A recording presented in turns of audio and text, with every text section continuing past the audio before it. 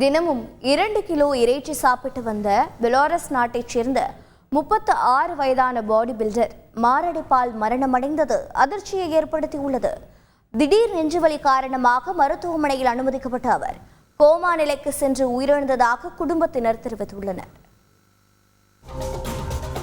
6 அடி உயரத்தில் 154 கிலோ எடையுடன் ஆஜானுபாகுவாக வலம் வந்தவர் பெலாரஸ் நாட்டைச் சேர்ந்த 36 வயதான பாடி பில்டர் எலியா எஃப்எம்சிக்.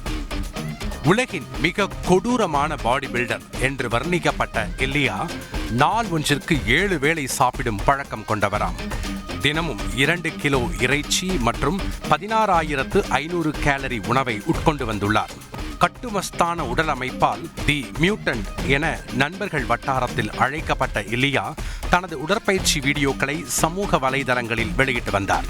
இதனிடையே கடந்த 6ஆம் தேதி எலியாவுக்கு திடீரென மாரடைப்பு ஏற்பட்டுள்ளது. இதையடுத்து அவரை ஹெலிகாப்டர் மூலம் மருத்துவமனைக்கு கொண்டு சென்றுள்ளனர். தீவிர சிகிச்சை அளிக்கப்பட்ட போதும் கோமா நிலைக்கு சென்ற எலியா சிகிச்சை பலனின்றி உயிரிழந்தார். பள்ளி காலத்தில் வெறும் 70 கிலோ எடை கொண்ட எலியா ஹாலிவுட் நடிகர் அர்னால்டால் ஈர்க்கப்பட்டு பாடி பில்டிங்கை தொடங்கியுள்ளார்.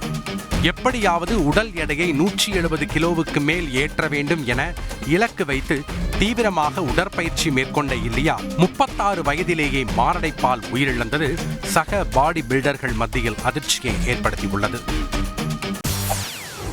செய்திகளை உடனுக்குடன் தெரிந்து கொள்ள உடனே சப்ஸ்கிரைப் பண்ணுங்க.